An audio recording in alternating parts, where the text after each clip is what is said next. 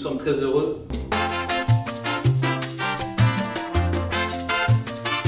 de pouvoir vous inviter au premier concert de la saison de l'orchestre de l'Opéra de Limoges, le 6 octobre à 20 h.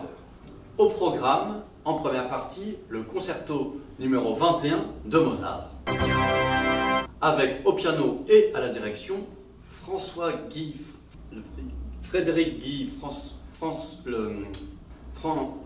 il y a François, il y a Frédéric, plein de prénoms, dont un est également son nom de famille. Voilà. Vous me direz, il joue et il dirige en même temps. Oui, tout à fait, c'est possible. Hein. Alors parfois il y a un chef, parfois c'est le soliste qui dirige. Alors comment ça se passe? C'est assez simple, hein. De toute façon, en gros, si vous voulez, au début, il y a toujours ce qu'on appelle une introduction orchestrale. Donc l'orchestre va jouer, mais le soliste, lui, non. What? Donc du coup, comment ça se passe? Eh bien, tout simplement, il prend la baguette, on dirige l'introduction orchestrale, normale.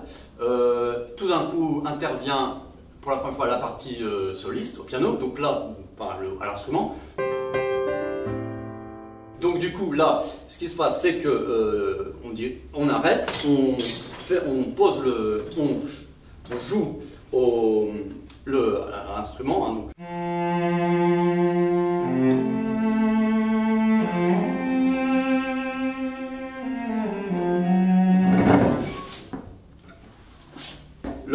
L'orchestre, lui, évidemment, accompagne.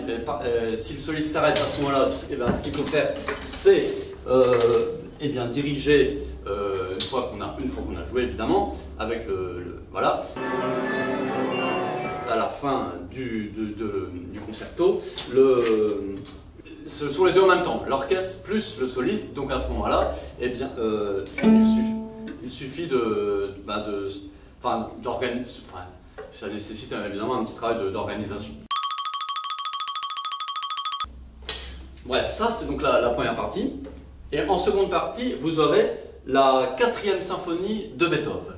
Alors moi-même j'étais surpris, hein, parce que je croyais que Beethoven avait écrit deux symphonies.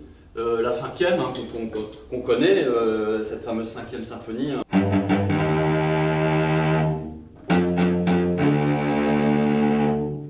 Et l'autre, la fameuse 9e, la 9e symphonie.